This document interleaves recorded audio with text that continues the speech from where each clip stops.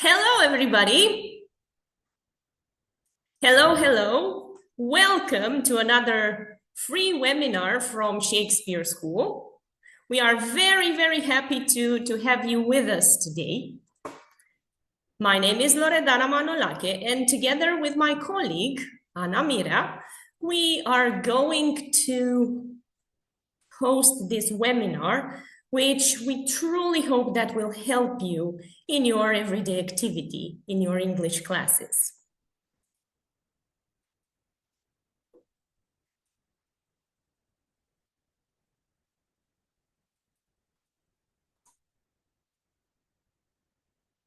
Hello and welcome. We're so happy to be here with you today.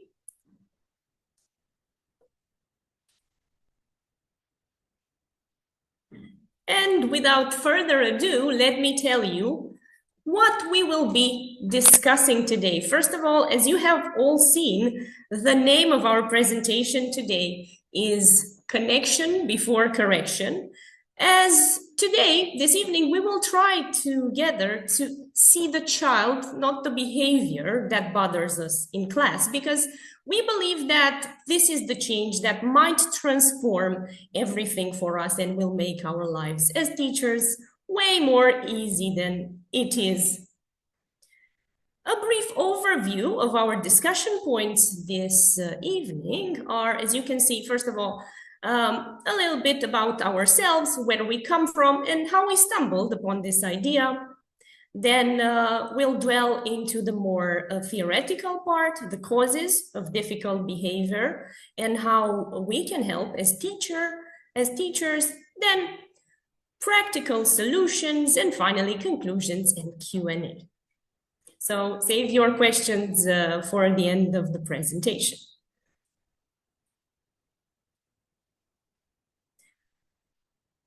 Good evening again.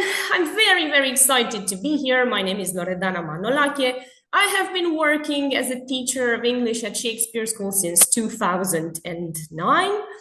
And I'm super excited to continue studying, to teach children to love English, and alongside with them, I absolutely love discovering English still myself, and I hope that this energy flows into my lessons. And this is my lovely colleague, Anna. I will invite her to say a couple of words about her.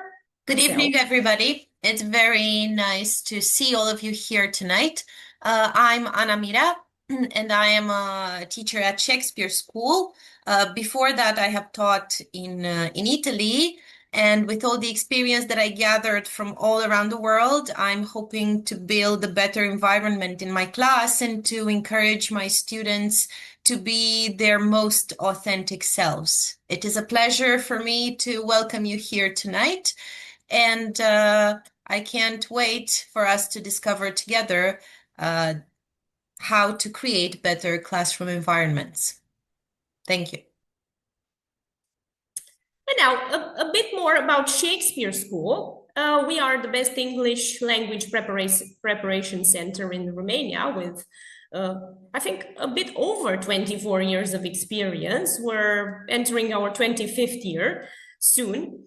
Over 3,500 students annually, a 100% pass rate in the Cambridge exams, 5 locations in Bucharest, but also online courses. And we also take pride in being the first CELTA center in Romania.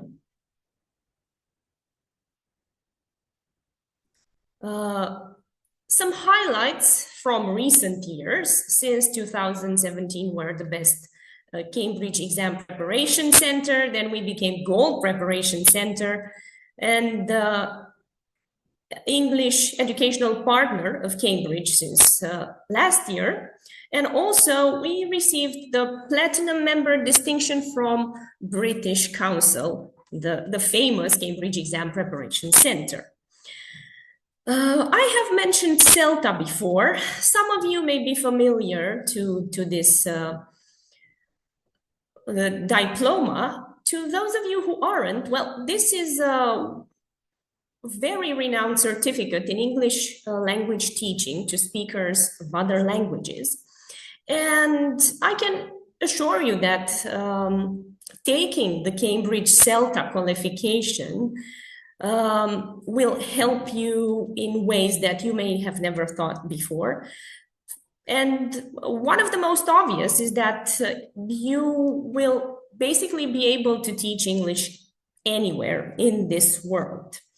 If you're interested in professional development and you'd like to give CELTA a try, we will discuss a bit more about this later on. And now, as I was saying, actually, we gathered to discuss this idea of trying to see the children and not their behavior, actually their bad behavior in class. And we'll try to guide you through this approach. And hopefully this will help you become, let's say, slightly more skilled teachers after this.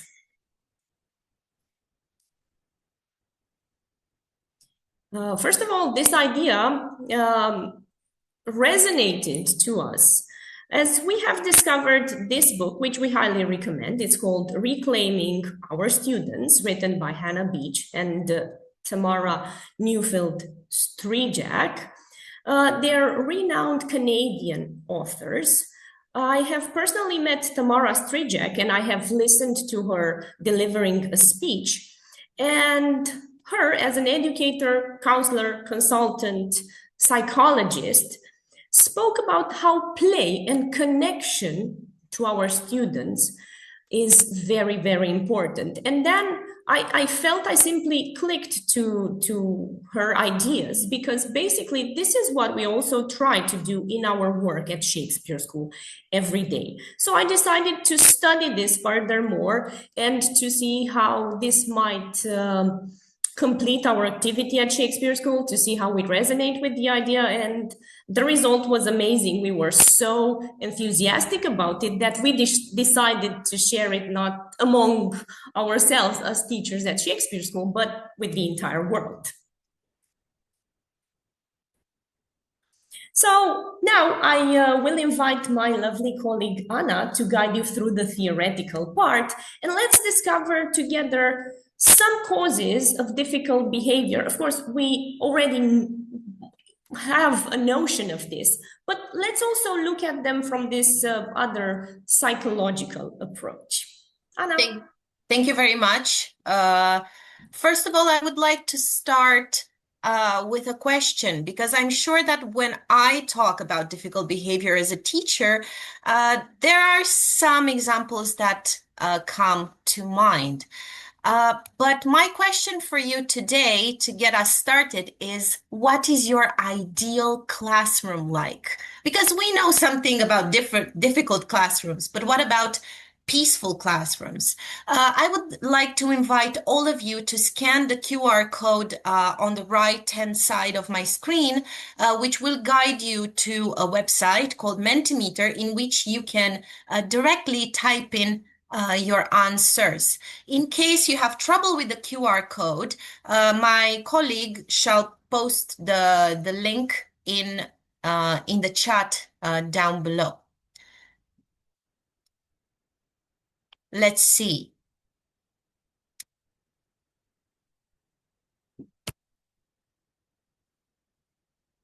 Your answers should show on my screen. So already we've got 2 answers. So your ideal classrooms are involved, enthusiastic, accountable. This is a very strong word, accountable. Peaceful, lively, silent, active, cooperative, non-hierarchical. This is very interesting. Passionate, full of kindness. Wow. 110 responses. Thank you so much. Yeah, fantastic. Now, speaking about cooperation, I can see that you are all doing a fantastic job at cooperating. Silent, we like that.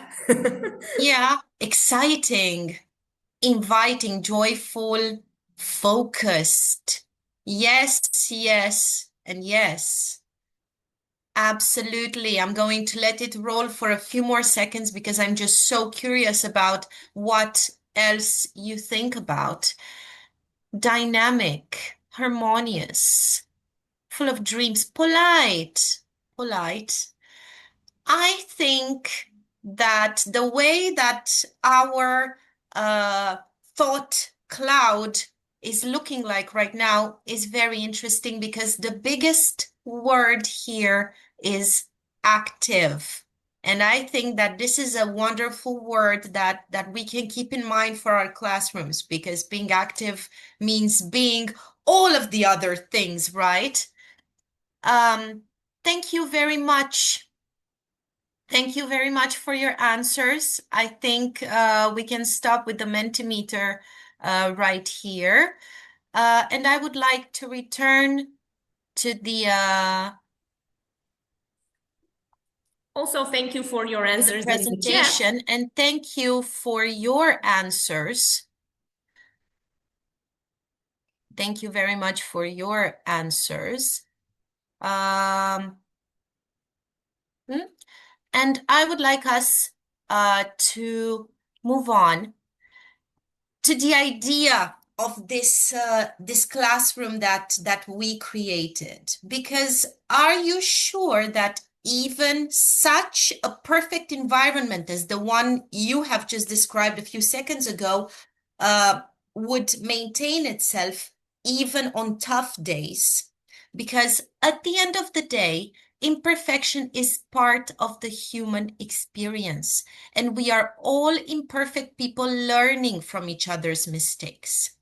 So in the case of our classrooms, we should first create a climate of safety which ignites connection. But first of all, let's talk about a key notion, which is misbehavior.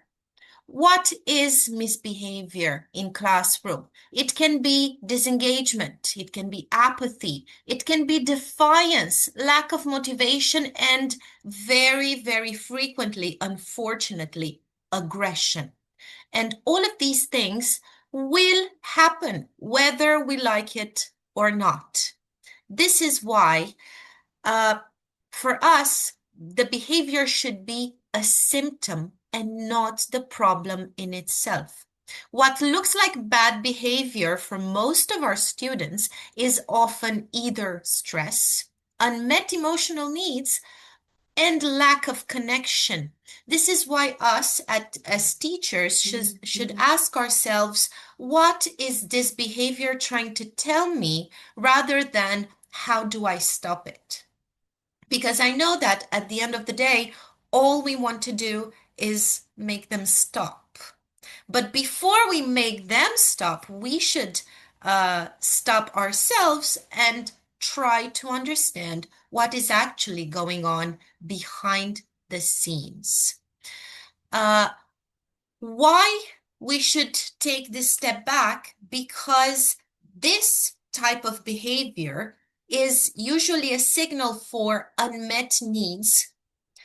Very, very often, overexposure to technology, which is doing us more harm than good as people in general, not only to children, and lack of attachment, which basically creates disconnection.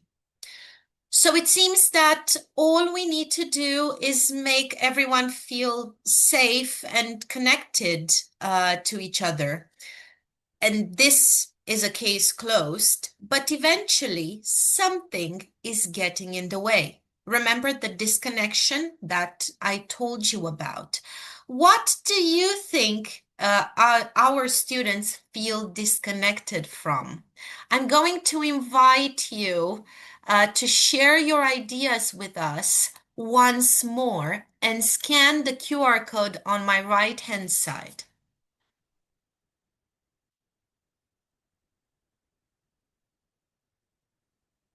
Again, if you cannot use the QR code, my colleague shall share it in the chat. I already see uh, some people connecting. Where do you think this disconnection comes from? From learning in itself? From their brain? Yeah. Yes, we agree with this. From the class environment. All right. From peace, anxiety, from themselves. Family issues. Very good one. Mm-hmm. All right. Peer pressure, again, very interesting. From the real world. I see lack of autonomy here in our cloud. Yeah, this is such a great moment because we get to share perspectives that even eluded us at some point. Fabulous. Thank you so much for your answers. Exactly. You come with a different perspective than ours. Reality, a lot of homework, I see. Being too far behind. Yes, many of our students feel like they are far behind their peers or the subject in itself. Short span concentration, yes and yes. Perfect. I'm going to let it roll for another 10 seconds. Coming of age. Absolutely. Most of them are at difficult ages. And here I'm talking about preteens and teenagers. Perfect.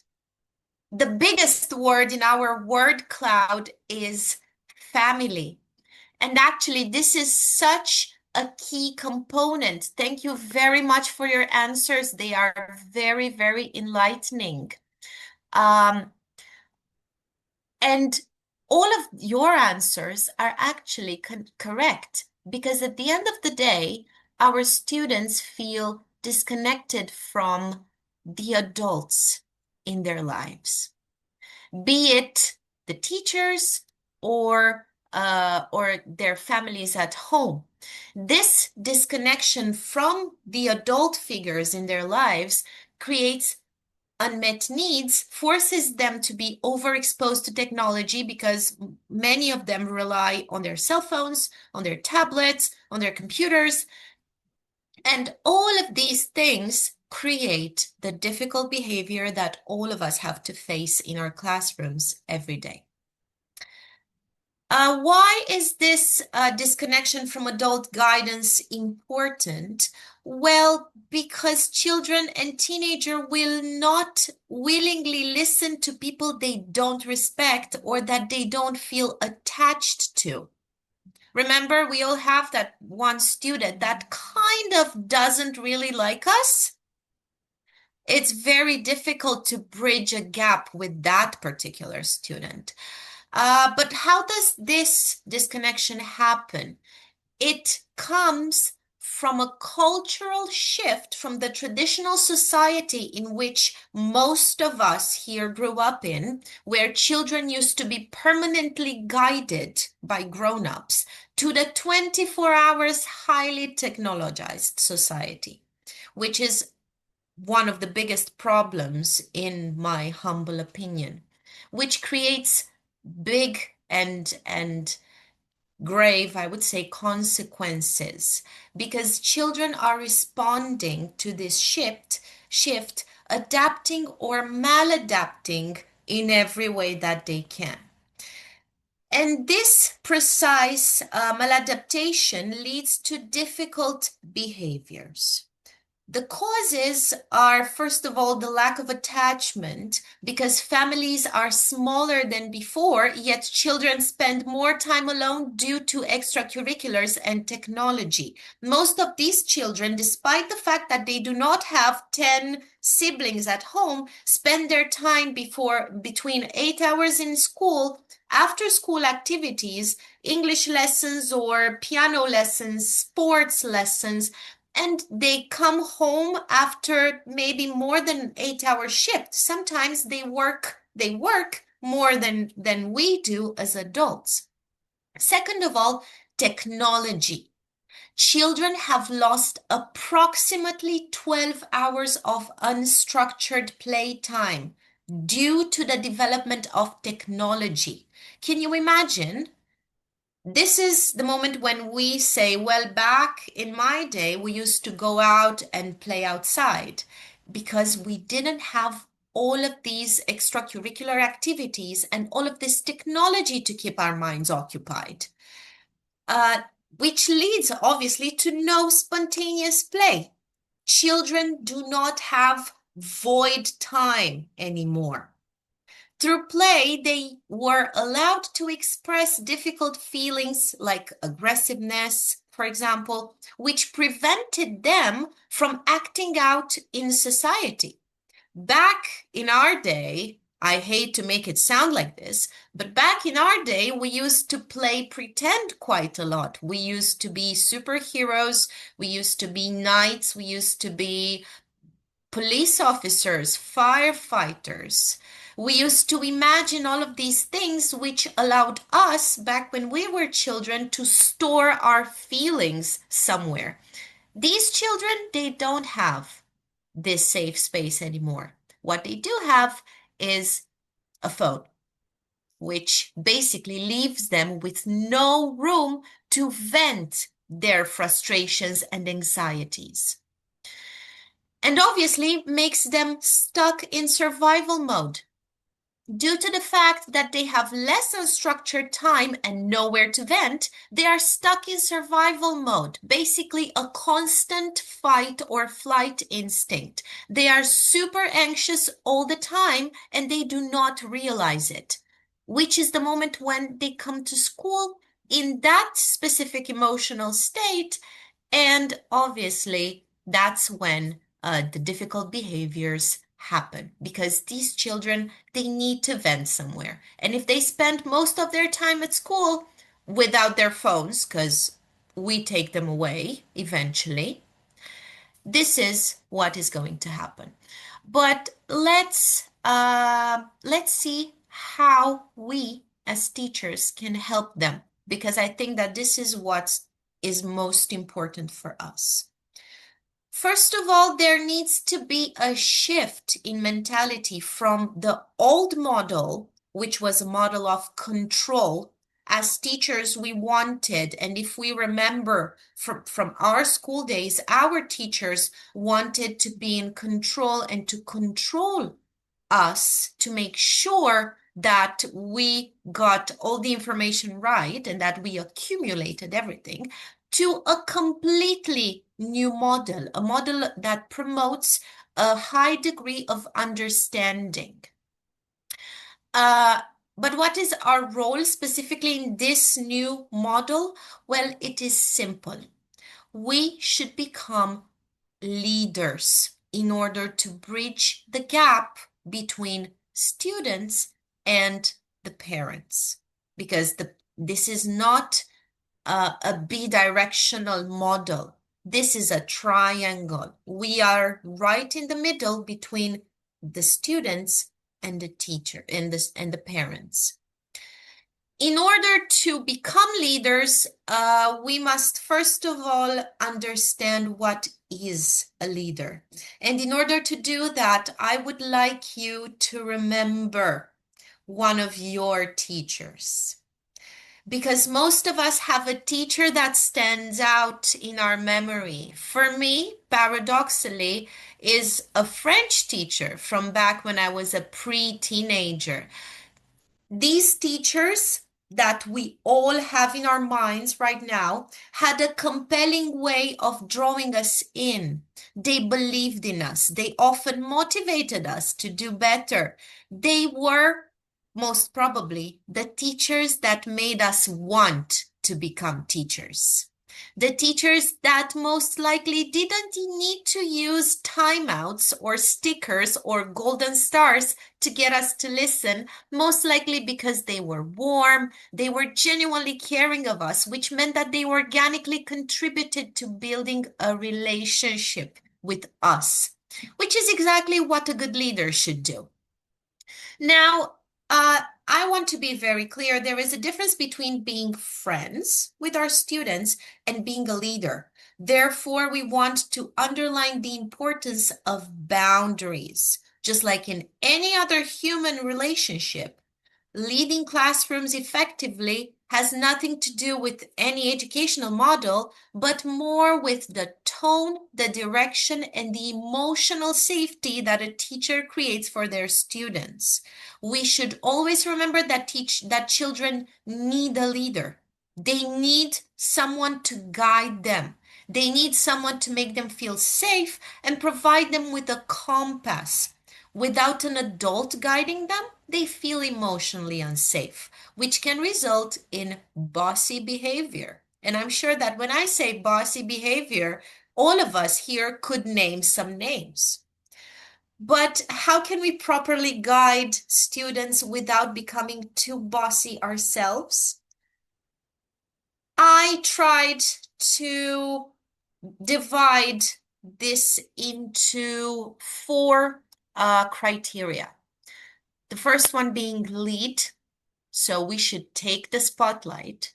Then we should build a relationship because the relationship always comes first. Then we should feed the relationship. We should invest in it.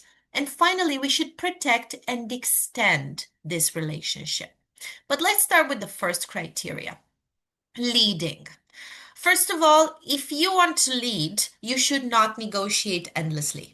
We have our own agenda as teachers, and our students may not agree to our every decision, but that doesn't mean that they won't like us. We should not fall into the people-pleasing trap, which I know is difficult. In fact, students will come to respect and look up to us more if they sense that we make decisions while keeping their best interests at heart. Second of all, we should be assertive because things will not always go according to plan. Therefore, our students need to feel that we are capable of taking care of them. If we don't feel that yet in a genuine manner, we really do have to fake it till we make it. Third, we should pay attention to our demeanor. Pay attention to your tone of voice, to your posture, which is something that I am personally very bad at, to your to the volume of your voice. If you are unsure of yourself, you can always privately maybe record yourself teaching, just facing the camera, facing you, and then go home and analyze the video and see what you would change about yourself. I can guarantee it's an eye-opening experience. Furthermore, we should give clear directions to our students. We should provide them in a clear and matter-of-fact way, as if it never occurred to you in your life that the students may not be listening to you. So always start by telling yourself that everybody is in fact listening to you. And finally, we should create clear and approachable expectations and routines. Very, very important, because knowing what to expect and what we want of our students puts their minds at ease. These routines specifically create a more comfortable way of conducting a lesson. Moving on, after we have taken the lead, after we have done all of these things, we should build the relationship. How do we build relationships with our students? Well, basically the same way that we build relationships with anyone else in our lives, really. First of all, we should care about them. And what caring means as a teacher means to collect them. Sometimes to demonstrate that we care, we don't even have to say the words, "I care about you," to our students. Because collecting is something that we as teachers do almost instinctively. And although this specific terminology may be foreign to you, I'm sure you will understand what I'm talking about. When we collect a child, we make a conscious effort to connect so that they feel safe with us. Many of you may already have children of your own. So you know that many parents collect their children, whether it be a simple good morning or how was your day, when you meet them after school. As educators, our ways to collect are more varied. Some of us may greet each student with a handshake, or start the lesson with a joke, or even establish a welcome ritual. Collecting is about activating and reactivating the relationship, and there is no right or wrong way to do it. For example, you could do something like a weather report at the beginning of your lesson. Everybody sits in a circle, and you are seated in the middle of it, or everybody is sitting in their normal way, and you ask them how they're feeling today, and they answer with the natural phenomenon. Maybe they are feeling sunny or stormy, right? In my classroom, I sometimes ask my students what color they are in that particular day. Some days they are yellow, and some days they are dark blue. Depending on our children's personality, we can also establish some sort of contact, like crouching next to them or lightly touching their shoulder in order to establish connection and regain attention. And when it comes to teenagers, because they are the more complicated age that we are dealing with, they tend to distance themselves from the figure of the teacher. This is why collecting activities for them should look different, because they are at an age in which the presence of the village is important. Therefore, we should assign them roles in classroom management. We should have them work as much as possible with their peers and give them some sense of authority and autonomy. After we have established this relationship, we should feed it, because oftentimes the relationship between a teacher and their students is strictly professional. We can see that we are all forced to be in a classroom for many hours a week. And children know that. They are no fools. They know that. Therefore, when we make it known that we enjoy their presence, we contribute to a more enjoyable classroom environment, and we bridge the gap between ourselves and our students. And how exactly do we bridge this gap? Well, by creating a culture of enjoyment. We must, first of all, show them that we enjoy teaching our subject, even on tough days. And then by introducing lots of activities in our lessons that stimulate them in different ways.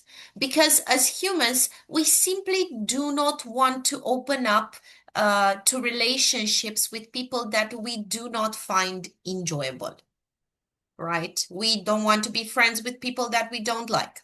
Simply put, if the kids have fun with us, they are more likely to be well behaved. Embedding rituals of togetherness can really help and give us a break from the reality of teaching a lesson. Our students can expect and look forward to these times, and we can lean on this structure to keep our class together and our students close. And finally, we must protect and extend this relationship. First of all, we must absolutely address difficult behaviors while remaining on our students' side. When these difficult behaviors arise, it is a matter of when, not if, because they will arise sooner or later, we should not hammer a child with what they did wrong. Instead, it is far more effective to come alongside them, first by emphasizing what they might be feeling. In other words, we must be on their side emotionally, because this fact allows us to correct behaviors without damaging the relationship. Also, when they feel that we are on their side emotionally, there is less pushback. Second of all, we must find our students' good intentions. Every bad behavior comes from a place of unmet needs, as we discussed earlier. Therefore, it is very effective if we manage to find some good in our students' hearts by setting good intentions together. For example, if a child treats another one badly, we could talk to them and say that we know that they are not mean. However, they should prove this to this classmate and behave accordingly. In these cases, it is very important to be encouraging, even if they repeat some problem behaviors. This is counter to how our culture behaves with children when they mess up. Usually our impulse is to get mad and scold them, but if we could only succeed in being a little bit more encouraging in those trying times, children would be more likely to connect with the part of them that wants to change. Next, we should bridge discipline and create a safe space. When we discipline a child, they often worry that we don't like them anymore. We all have that teacher's pet kind of student that is terribly afraid that we're not going to love them anymore, which makes them pull away from us, which contributes to us losing that relationship. This is why whenever we discipline a child, we should have to make sure that we protect the relationship in a simple yet effective way. For example, after we discipline a child, we could, wink at them during the lesson or give them a thumbs up at a later point. This is not necessarily to reward a student, but it is in order to help create a potential shift. We must make sure that even when we are angry at one of our students, we still acknowledge them in some sort of positive way. And finally, we should matchmake. Matchmaking works by harnessing the energy from the existing connection that the student already has with us to help them build another connection. And here I'm going to give you a simple example. Let's say that you have a very good student in your English class, which is also passionate about football. And there is a school football team, yet this student is afraid to try out for the school team. Now, what you could do is you could matchmake. You could go up to the football coach or the physical education teacher and tell them about your student. Maybe organize a meeting between the physical education teacher and the student so that the child could eventually show their skills to the teacher. In that way, we encourage them and we matchmake them with somebody who could help them grow even more. We can also matchmake by bringing other teachers or community members in our class and introducing them to our students. For example, if we know that our students enjoy reading, yet they never go to the library, which is a very common situation, we could bring our school's librarian in for 10 or 15 minutes to explain to the students how renting books works from the library and help the students engage in this activity. At Shakespeare, during the summer courses, students can sign up for many different courses, for example, one of them being the drama club that also encourages external participation in the final show, which means that even students who do not take drama classes during the summer at Shakespeare School can sign up for a tiny little role in the Shakespeare School drama production. That way, everybody is included in a common, creative, and stimulating project. This being said, I hope that you got your theory down, because now I'm going to pass the virtual microphone to Loredana, who's going to tell you more about the practical solutions that we apply here at Shakespeare School. Thank you very much.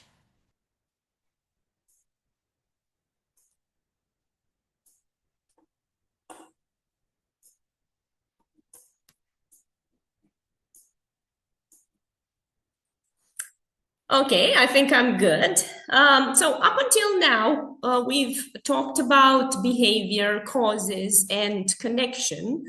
But here comes the real question every teacher has. What do I actually do in class tomorrow? Because understanding is powerful, but without connection, nothing actually changes. And the truth is, We don't need more control strategies and how to force students to do things, but in our opinion, we need better connection strategies, even if this somehow means we need to stretch our role a bit further and also turn into a bit of psychologists to them. Because just as society shifted, we should forget about the older model of education and try to also regard children in a different way, because sometimes for some of them, we might even have to act as the disengaged, well, to replace the disengaged parents that they have at home, unfortunately. And in order to take this to practice, I thought of two directions. There are two ways we can build connection towards our students. First, through who we are as teachers. We need to basically build our identity, our professional identity as teachers, like it or not. And of course, secondly, through what we actually get to do in class.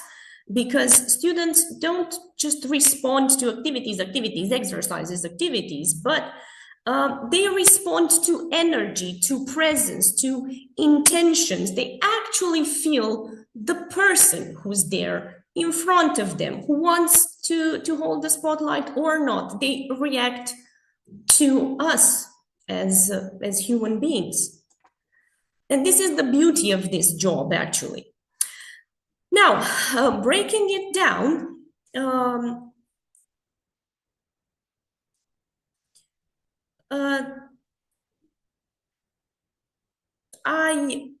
I would highly invite you to connect to other teachers. Yeah.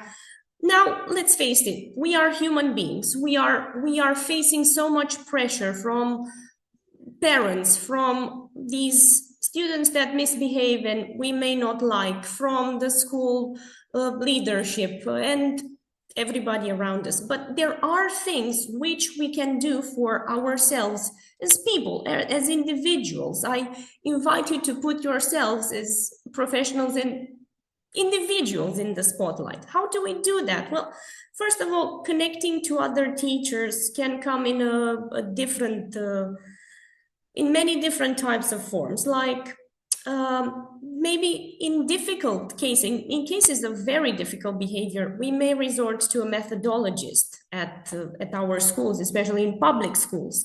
Here at Shakespeare School, we have mentors.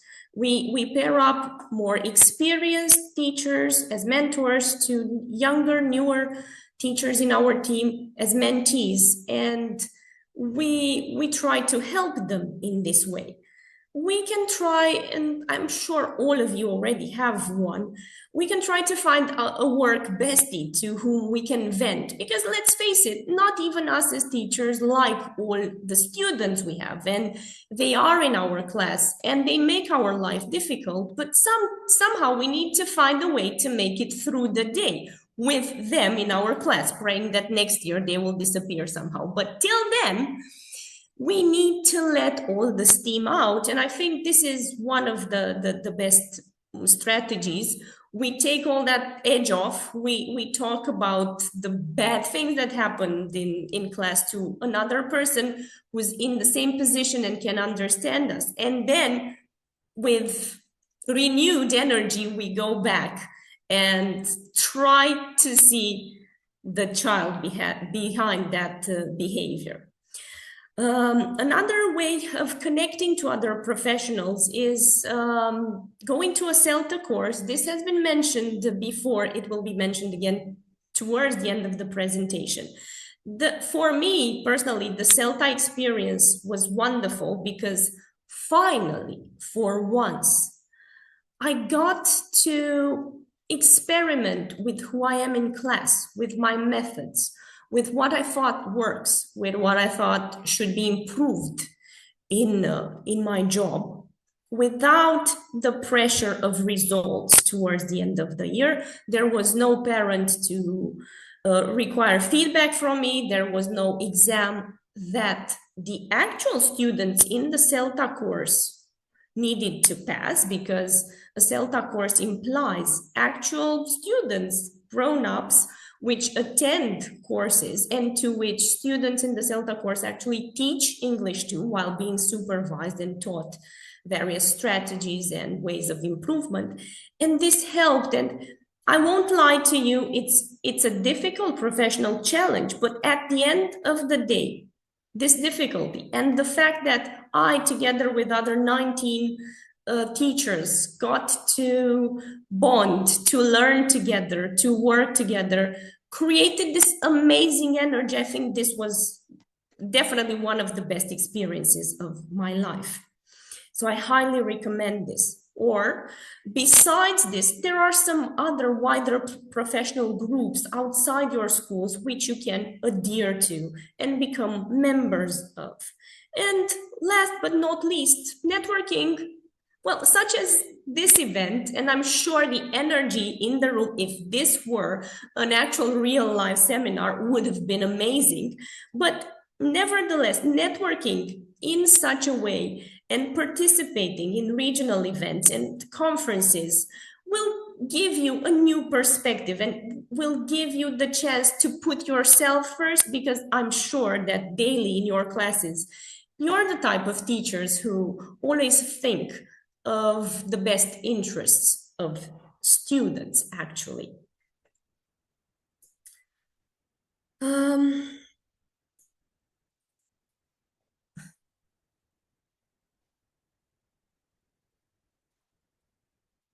Okay, I mentioned this idea of being connected to all sorts of people, but actually, when we go to the class, we can find that teaching itself can feel lonely, because you close the classroom door and suddenly everything is on to you. However, remember that great teachers are not isolated teachers. They are the ones who ask each other and then themselves, what works for you? What works for me, actually? What would you do here, there, in this case? And when teachers feel supported, actually, they show up calmer in class, more confident, more present. And that energy, well, I'm sure that students feel it absolutely instantly. Now, before I mentioned the CELTA course, and the next two on my list are two notions which I encountered and which I developed a better understanding of during this CELTA training. The first one is creating a teaching persona. Students actually don't need a perfect teacher, and I'm sure that all of us strive to reach these high standards and perfection. But students actually need a predictable, safe, and confident adult besides them. Here at Shakespeare School, we try to follow a simple formula. We try to be warm, structured, interactive, and goal-oriented, because, well, eventually, without structure, there is chaos in the classroom. And without warmth, without being human, there is resistance from the part of the students. And obviously, when you combine both, what you get is trust. And this is what we want our students to do, to trust us and let us teach them that, if conditional, finally. So I would resume this by saying that the Shakespeare School teaching persona is a confidence builder and a bit of a communicating coach, because we're trying to teach not just English, but we try to find our students to find their voice in English. And I'm sure that at the end of the day, this is what all of us actually want. And this also fits with the wheel of excellency. This is one of our philosophies in teaching, as we try to support speaking first in class. It's speaking however it may come, not perfection, but have them speak in English. Then interaction, we hope that, and we try to make them interact with us, with each other, and not just be there at the desk trying to survive the day and just do whatever. We say it careless, without them actually wanting to be here because they want to be here there in class. Another very important thing which we achieved through the first two steps is to help them think in English, not just translate things. And finally, all of this together harnesses emotional safety and confidence and eventually performance. Remember that in the end, if a student likes you, he or she wants to impress you, right? It's very natural for any human being. We want the people whom we like to like us back, right? And we can use this to our advantage, right? If we like English and we're good at it, so will our students want to be and become.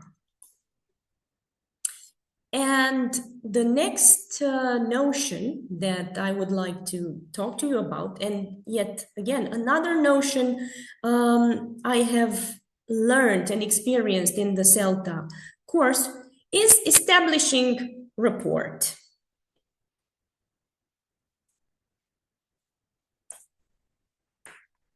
Well, let's be honest, as I was saying before, students don't learn from teachers they fear. We can play that card and become the bully, but it's obviously far from ideal. Students learn from the teachers they care about. They learn from the teachers that they feel connected to. And I would say that rapport is this invisible bridge that makes the student think in the back of their minds that they are safe here in our class, that they can try to give an answer, even though sometimes it's far from ideal, but they will try and they will build on from there, and they will improve gradually. And they should also think and have them think that it's okay for them to make mistakes. We won't be eventually that judgy unless it's a very important test. But other than that, if it's activities and teaching new notions related activities, they should know that it's fine to make mistakes.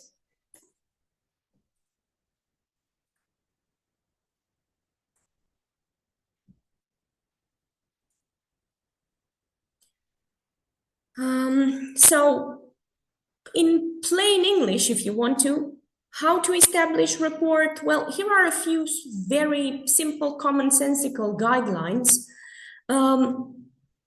We should try to learn and use students' names. I personally, if I go to a party, I forget everybody's name.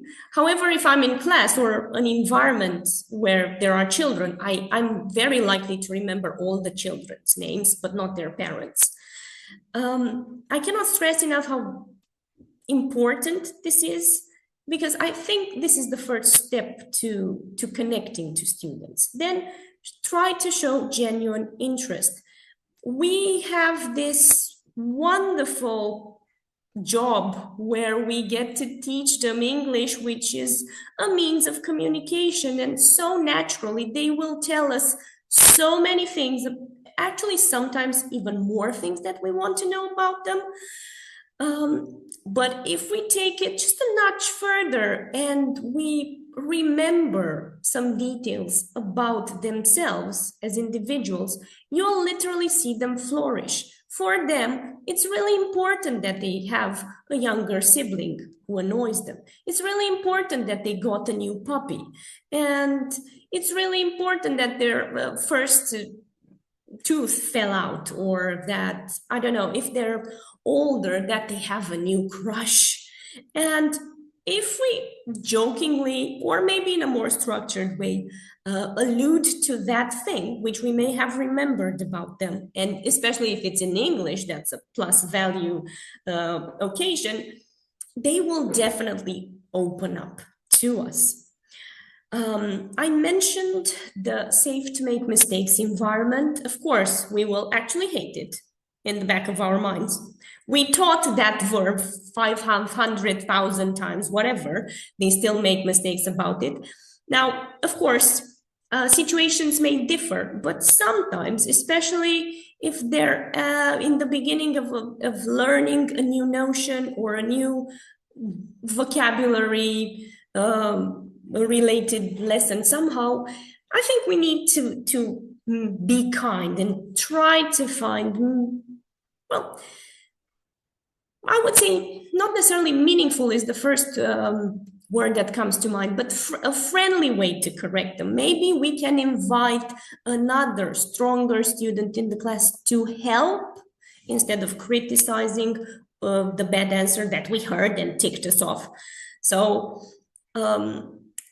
inviting this A student to intervene and help is definitely the best solution here. Sometimes we can even try to use humor and light moments, turn that mistake into a joke, especially if we know the student who made that mistake doesn't take offense very easily. But nevertheless, on the serious side, we should try to be consistent and fair. A student who feels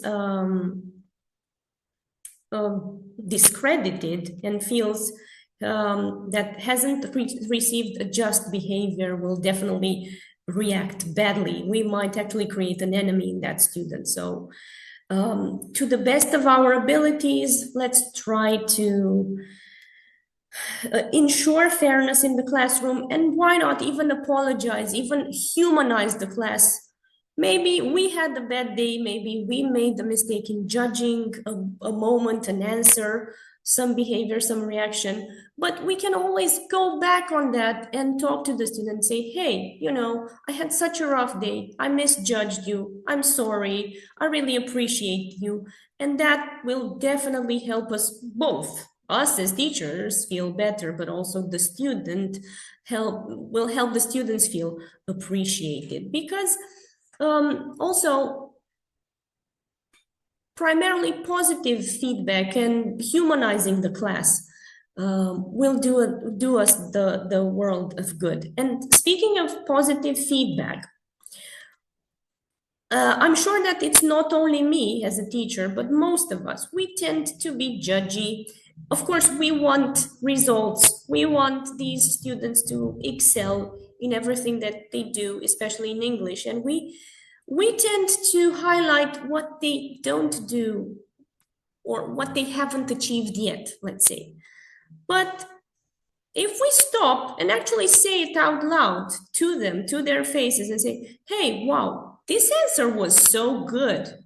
I didn't expect this, or this is so funny, or any small comment on the positive side from us will definitely help us and encourage them to strive more and become better. And now, inspired by our activity at Shakespeare School, I would like to move on to classroom activities, more down-to-earth things which we can actually do. And here is what I had in mind.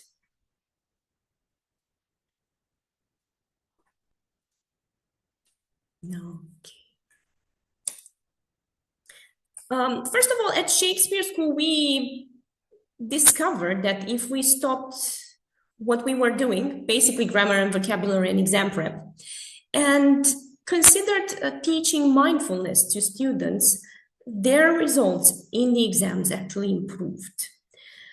I'm pretty sure you're all familiar to the term mindfulness. It's trendy, let's face it. it is a trend in a world of disconnection and online living. We are actually striving to become mindful and regain control of our lives. And we tried to highlight the importance of this to our students.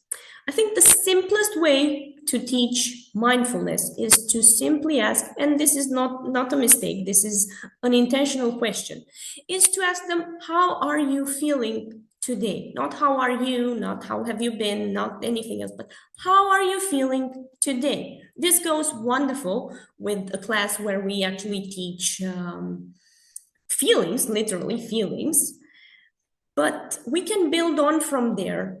And well, I am aware that in a class of 20, 30 students, that's not as easy as said, but we could either address this question one day to 10 students, the next day to the other students, or maybe have a speaking activity where they ask each other, how are you feeling today and why? And just move around the class and listen to their answers and have an open class feedback at the end. Because the stories that will come out at the end will surprise you. Students have all sorts of feelings. They need a name for them, and they need to analyze to stop and analyze whatever has happened to them until they got to your class.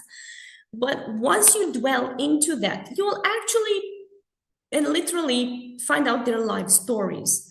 And the more interest you show in how they are feeling the moment they entered your class, the more motivated will students be to actually come to you and tell you what happened to them. And if you can convince them to tell you those stories in English, that's huge added value for everybody. Because of course, if they're first, second, third, fourth grade even, they will tell you these stories in English, but you can help them translate.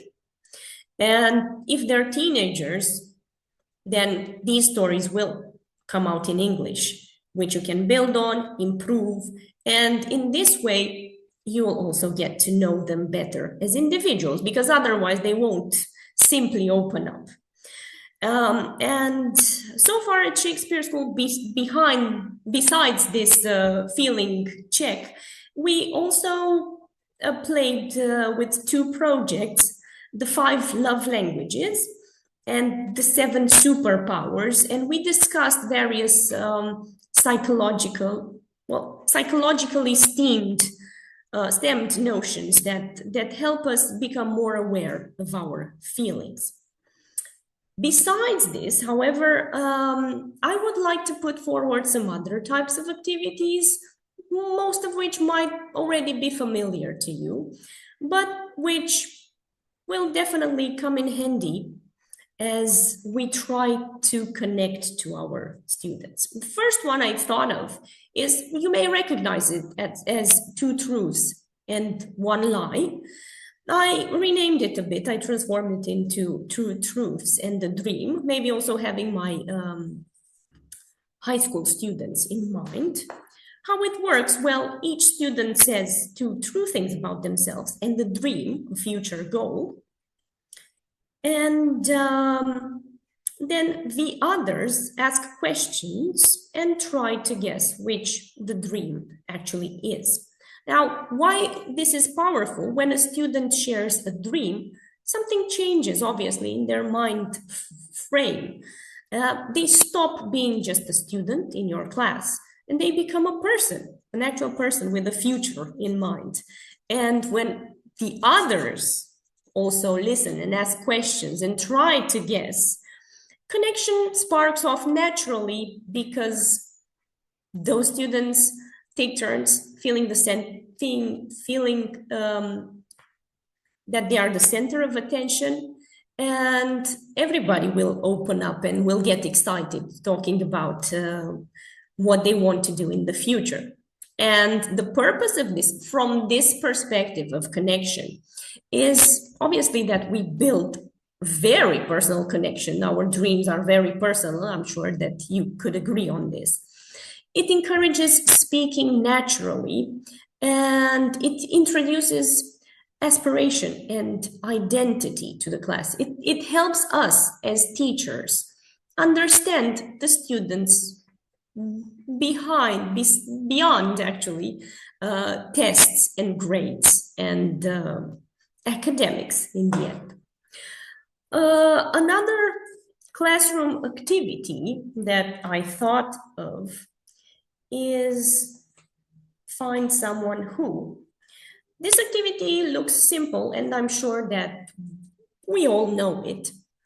But something very powerful happens here as well, because students start talking to other students, and sometimes, if we pressure them hard enough, they will start talking to students that normally they ignore, right? Because they need to find that someone who does something. And suddenly the class becomes a community, right? It works in a quite simple way. You can give them prompts from the simplest to the most complicated according to the level you're teaching. Find someone who has the same hobby as you. Find someone who's 10 years old. Find someone who woke up early today. And obviously the students must go around the classroom and ask full questions in English and find that colleague. And the purpose of this, again, from this perspective, is that it encourages peer interaction, student to student, and again, it builds confidence in asking questions. It develops active listening because they need to pay attention to what is being said to them. And it also creates a sense of belonging, right? Another one is the mini talk show. Here, students step into roles. They speak, they listen, they react. And for a moment, it doesn't feel like a classroom anymore, hopefully. It feels like a real-life talk show. How it works, one student is a guest and the others are interviewers. And, well, maybe talk show, it's something that's coming to me right now. Maybe talk show is not as popular anymore, but mini podcast, maybe we can rename this because podcast's a big thing lately, okay? And they try to find out more about the guests to their mini talk shows or to their casts, asking them questions about anything that we want them to, hobbies, favorite movies, there's a typo there, sorry, school life, dreams, whatever, absolutely whatever we want to. And of course, in this way, we develop fluency, spontaneity, we practice real life conversation skills, we build in our students' confidence in speaking in front of others, and hopefully we spark curiosity and engagement among students. And it now comes to me that a variation of this, again, if you have a bigger classroom, say 20, 30 students, you can have 5 simultaneous talk shows going on at the same time. You just walk around and gather information here and there, or correct language, or whatever the purpose of your lesson is.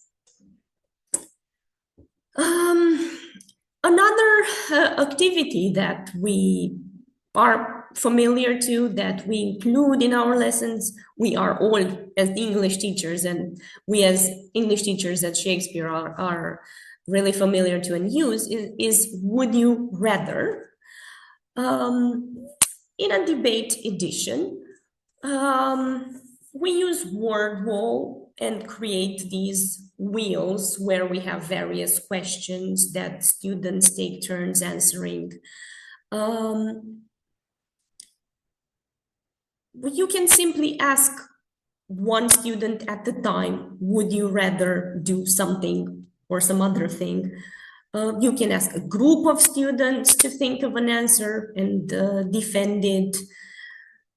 And in this way, students will practice defending an opinion, not simply practice English, and they will be encouraged to think more, to express, to find, first of all, to find their opinions and express them, to stand their ground, because in a debate, they actually have to choose, justify, respond to the other side's comments. And in this way, we build confidence we help students build confidence far beyond classroom. We develop critical thinking, argumentation skills, confidence, and because sometimes debates tend to become a bit feisty, it's our occasion to step in and also promote respectful disagreement, especially for higher level exams. Then there's the secret compliment circle. This one's really emotional, actually, because many students, and this is sad, this is super sad, many students are not used to hearing compliments. They don't know how to take it, they don't know how to react. Some of them don't even know how to make a genuine compliment to someone without feeling uneasy. And sometimes a moment like this in the English class changes everything for them, because it builds emotional safety, obviously class relationships, positive language, which is quite rare, paradoxically, and it can help quieter students feel seen and valued, and this is absolutely great. You can adapt this activity to your class. The students can either go to somebody else and tell them, make them directly the compliment, or maybe write the compliment, or maybe you could give them the names of other students and they write a compliment for that person, and then they may or may not read it out loud, but by this point your aim has been achieved. You made them think in English, you made them write, and maybe you even corrected whatever they wrote, if they wrote in English, and everybody benefits from this. Then there's the question ball. I absolutely love this. It's something that I would always choose for the first lessons in the school year when I don't actually know my students. How it works: you throw a paper ball, or you may throw a paper ball with a question written on it. You may simply throw a soft ball, a small soft ball, pass it in class from one student to the other, and whoever catches the ball gets to answer the question. And then pass it on to somebody else. If it's a question ball paper-based edition, you might want to ask them to write the questions on a piece of paper, then crumple it into a ball of paper and throw it at each other. And when you say stop, they have to make sure they get a paper ball, read the question, and answer it in open class. And you trying this one out, you'll see that movement shifts the energy in class in such an amazing way. Or maybe you could use this on a day where everybody's morose and down and doesn't want to do anything. Because, as I said, movement changes energy, and when students move, laugh, react, also something else happens. Their anxiety levels drop. Remember, I'm sure we're all familiar to the flight or fight mode. If we get them in the flight mode a bit, then their their underlying anxiety is likely to also drop. And well, especially younger children will definitely enjoy this very much. It goes without saying, this activity adds energy and movement to the classes. It might reduce speaking anxiety. It will foster spontaneous speaking, sorry, I'm emotional myself. It increases participation from all students. Usually, if I use a softball that we throw around in class, we don't stop that activity until everybody has answered a question or has told us their opinion. However, if you work with bigger classes, you might want to split the class in 2 or 3, have maybe 3 balls flying around simultaneously in their group, and structure their questions a bit more.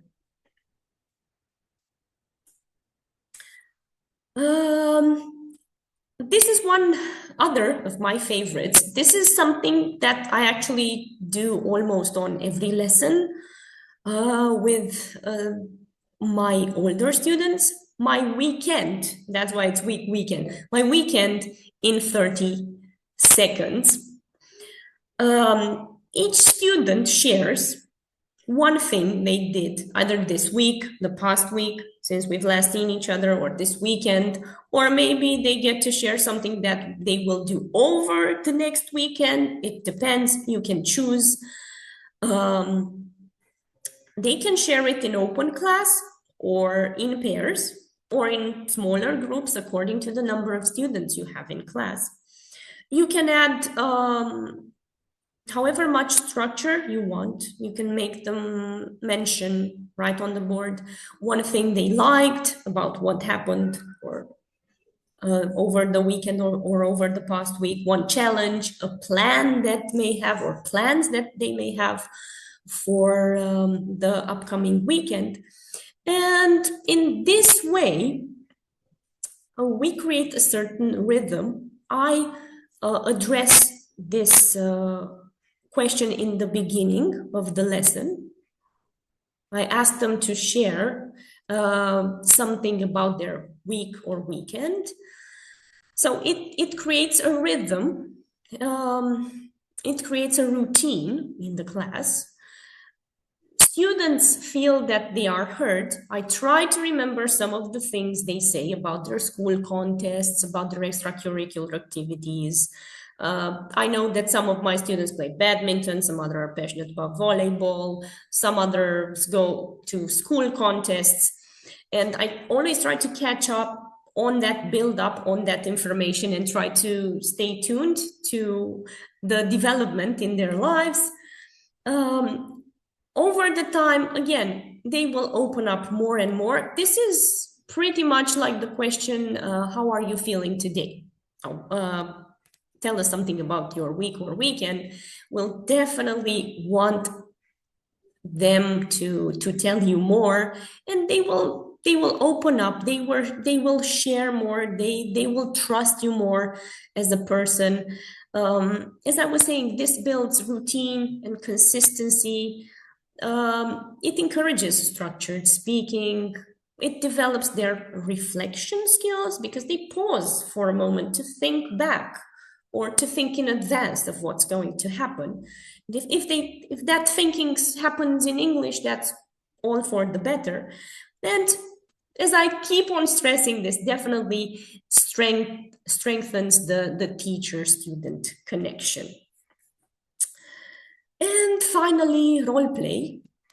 Real life situations, as many as possible. I think this is one of the simplest thing that we can do, because this is where actually English, which is a communication tool, comes to life. It becomes real, right? And it doesn't come in the shape of, well, it's disguised grammar and disguised vocabulary exercises, but those students who are more theatrical will definitely take the chance to show you how good actors they can be. You can play and adapt this activity to whatever you want to achieve through your lesson plans, ordering food, talking about food models, meeting a new friend, asking questions of all sorts, including whatever you want the questions to include. And in this way, when students actually experiment for themselves and see that English helps them navigate these real life situations, obviously their motivation will also increase, their motivation in learning English. Because as I was saying, this connects English to real life. It builds practical communication skills. It encourages creativity and emotional expression. And this also helps students practice different social behaviors. And now, play and flexibility. I guess that finally, I would like to say that precisely in this world where we feel disconnected, where students replace their parents with some phones and actually feel lonely, or even worse, they replace their parents with other kids their age. What we should try and do in the English class is to use every opportunity, every new language item that we want to teach in an opportunity for students to play. Sometimes we may choose devices to serve our means. Everybody enjoys Kahoot, for instance, but we can also find so many ways of actually playing games, have them talk to each other, role play, say things to each other, ask each other things in English. Sometimes you may even step back and let an activity unfold and just watch, well, for about 3 minutes, let's say, step back and watch and enjoy them taking the games seriously and speaking and creating stage directions and whatever comes along the way. You will definitely, given the opportunity to use their classroom space as this space where they can also play, not only sit at the desks and learn and solve and learn stuff, then you'll definitely see students opening up to you. So if you remember one thing from today, let it be this: connection is not an extra eventually, because it's inherent to teaching a language. Connection becomes the foundation. We'll find out things that we will use to our advantage, of course. And at the end of the day, when students feel safe, they speak. And when they speak in English, they improve. And when they improve, well, they succeed in becoming better at English. So on a more down-to-earth approach, try to have this in mind when you design activities. Try to create interaction, student to student. That's your moment to just shut up and let your voice rest for a few moments. Allow them the freedom to speak, first of all. Let them speak first and correct afterwards, especially with the help of other students. And include more positive feedback. And when it comes down to the bigger picture, the lessons that we deliver, I think that we're safe to say that if we think of a connection activity where we establish rapport, a structured speaking task type of activity, and one feedback moment, open feedback, peer correction, however you see fit according to the class you're teaching, basically your lesson for the day is done, is covered, you're safe. You just need to put the topic in there, be it grammar or vocabulary or exam preparation. Thank you very much. And now I will invite my lovely colleague Anna to address the last question of the evening. All right. It's time for me to ask you another question, which is quite an obvious one. What is one thing you will do differently in your classes now that you have heard all of this, all that we had to say? Again, I invite you to scan the QR code on my right-hand side and or tap in the code, or even better, my colleague, if you cannot have access to it, my colleague shall publish the link in the chat box. All right. Play more, says somebody. One thing you will do differently. Play more. Yes, that's a good idea, especially since I know for most of you it can be quite chaotic, given the fact that you have more students, more than 20 usually in your classes, but I'm sure you can figure out a way to involve everybody and play together. Feed and protect the relationship, absolutely. Absolutely. Be more empathetic. Include moments of sharing and playing more. Yes, sharing is caring at the end of the day, isn't it? Group activities, absolutely. Well, and let me share this extra tip. You can use a name wheel or put all the names of the students in the class in one hat and just extract names to create the groups. Don't try to structure it very much. Do this group distribution of students in a very playful way, and they will love it. You can even have them extract those names from the hat and see what group they got to play in. All right. I'm trying to sort all of your answers together so that we can fit more of them on the screen, because I would like all of you to have the opportunity to express yourself. So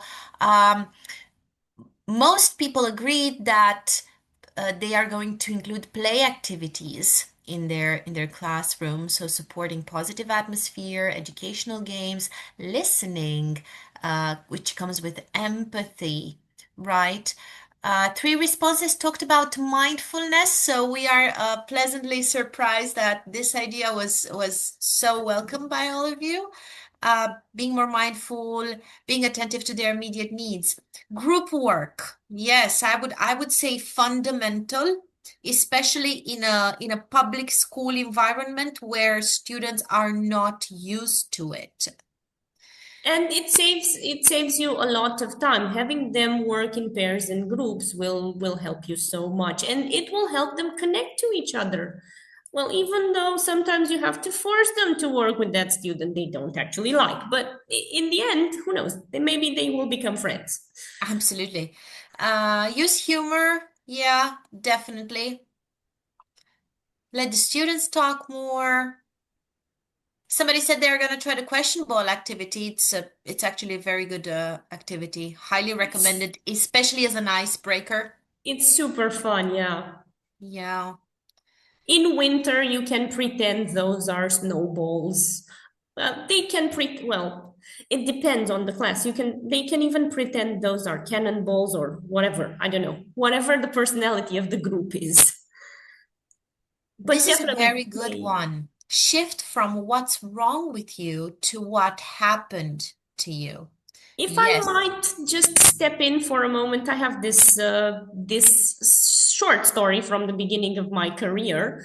I had the perfect group, which I loved. Now, those kids have become doctors, engineers, super smart. Everybody in that class was amazing, except Vladimir. Vladimir was the bad student. He always wanted to misbehave. And one day I asked him, Vladimir, why yet again the gazillionth time didn't you do your homework? And he said, it's pointless because my dad says I'm stupid. And well, I acted without knowing it pretty naturally. I told him, but Vladimir, I really think you're you're a super intelligent little boy. He was the 4th grade. You're super intelligent and smart, and you're so handsome. You're a great person. And I swear, the moment those words spontaneously came out of my mouth, I saw his face change. His whole body and facial expression changed. So sometimes you stumble upon stories that will amaze you. Definitely. And I'm sure that if we took a bit more time to listen to our students, we would discover many, many more such stories.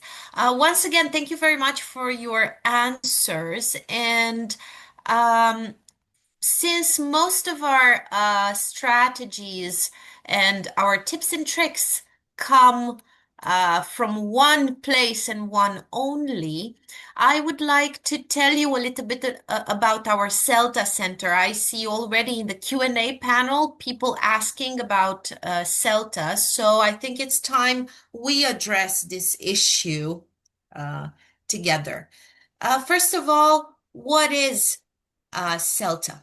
CELTA is a teaching program run by the University of Cambridge, which has become the world's most respected and recognized English language teaching certification.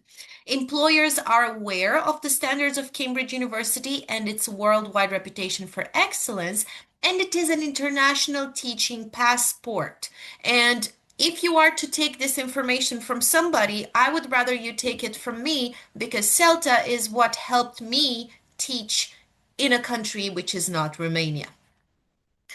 Um, why take the CELTA? Well, it's very simple because just like any other Cambridge exam, it is a benchmark for quality. It is highly respected and it is internationally recognized. So it is the most sought after certificate, which will help to open international doors basically everywhere and anywhere, from Romania to even China, Japan, Korea, so on and so forth. Um, what are the benefits of such a certificate, you may ask? Well, first of all, you learn some principles of effective teaching. You acquire a range of practical skills because the certificate in itself requires you to actively teach the methods that you are learning about. It helps you increase your confidence and competence and helps you improve existing skills and achieve formal recognition. And finally, if you are a new teacher, it helps you gain hands-on teaching experience because through CELTA, you actually enter the classroom, be it physical or virtual. Uh, what's in store for you next? Well, if you are interested in investing in yourself this year and honing your skills, you may do so between the 29th June and the 24th of July in an offline session of CELTA at Shakespeare School, which is an intensive course, meaning that it lasts 4 weeks in total, so 20 I would dare say full days of work from 8 a.m. to 6 p.m. in Bucharest, in which you are going to spend your mornings teaching, observing, and providing and receiving feedbacks, and you're going to dedicate your afternoons to methodology sessions. Now, there is an early bird discount for the course, which rounds up to £1,100.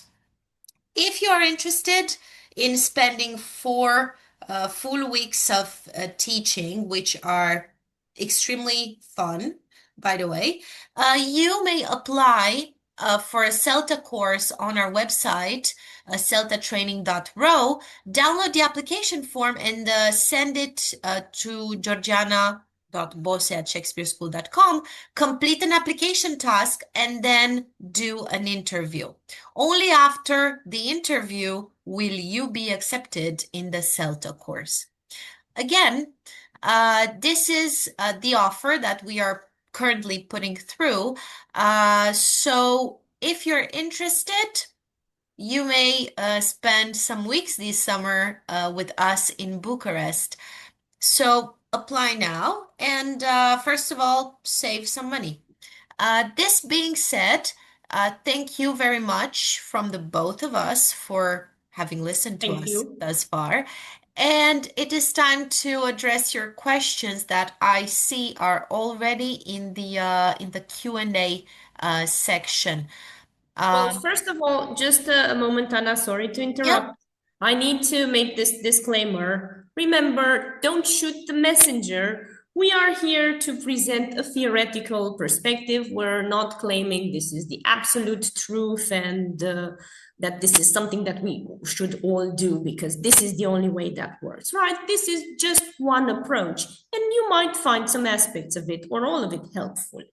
Okay. And let's be honest, today we only managed to barely scratch the surface of the whole problem. But from now on, you feel free to try and find out more about this scaffolding behind the concept. absolutely. Opening the Q&A session, I would like to invite everybody who's got questions for us to write them in the section down below.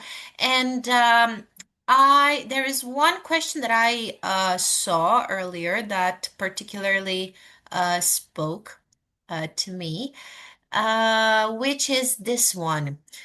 Uh, what should we do about pupils who don't enjoy participating in activities? God knows, even us at Shakespeare School have got plenty of those. So, in my case, what I personally do with them is I try to gently redirect them towards the activity and find something that could appeal to them personally in it. I would advise providing them with an active role. Like, for example, if you see that a child who is displaying this type of behavior has some sort of quality, like, for example, they are maybe very organized, Or you could, bossy. or bossy, you could assign them as the leader of the activity, or you can have them as your right hand in the activity to help you keep the others in check. If you This one allow me, works free labor, yes. exactly, free labor, and this particularly works with teenagers, right? So I would suggest this strategy. Lore, what do you do about your pupils who don't want to engage? Well, as I said before, free labor for me. I try to find them the perfect role and spare myself tiny bit of work that they could do for me. Um, I have another question. At some point, somebody asked us why the leader of the pack and not a partner? Well, I think that we could agree that somehow the leader and the people who are being led are partners, right? They follow a certain path together. But I actually thought of this situation as being in the car with more people. One of them has to be the driver, right? Maybe all of them are drivers and they're good at it too, but one needs to take accountability and keep everybody safe and make sure that they all reach destination together. And this is the teacher, the driver. Exactly, I totally agree with it. Another question that I found interesting is this one. Should we place greater emphasis on grammar or on speaking during lessons? Because some students complain about English teachers not emphasizing speaking. Now, in my answer, I would like to distance myself from my role as a teacher and step back into my student's shoes. Because, like many of you here, I am also a young teacher, so there is still a strong student in me. And I would say that yes, students want to speak more English, especially the new generations, which are constantly bombarded with are incredibly good. They have such a rich vocabulary that us as teachers must absolutely activate. Also, speaking of CELTA also encourages communication-based lessons, and I, as a student first and foremost, would definitely much rather learn English through speaking it and introducing grammatical concepts in this interactive way rather than the old way in which I'm sure all of us have learned a language at some point in our lives. Mhm. And I would like to conclude our meeting this evening with something that Anna Vasile shared. And thank you so much. This is a wonderful roundup to this event. Anna Vasile tells us a guide is to be seen and heard, not to be somewhere lost in the crowd. Otherwise, he or she is not the leader, just part of the group. Thank you, Anna, for this wonderful thought. And this being said, my lovely Anna. Yeah, this being said, stay tuned in case you liked us. There is more. So Lore and our colleague Gina are going to have another Bright Teachers webinar on the 28th of May. The topic of which I'm absolutely not going to disclose. But if you're interested, it's still going to be on Zoom, and we are going to send you more details about this soon. But until then, we would like to stay in touch. So make sure to follow us on Instagram and Facebook. Send us your questions. We are more than happy to receive them and to answer them at any time. Thank you very much from all of us here at Shakespeare School. Thank you. Have a wonderful evening, and we shall see you soon with another webinar. Why not? Thank you, everybody, and goodbye. Goodbye.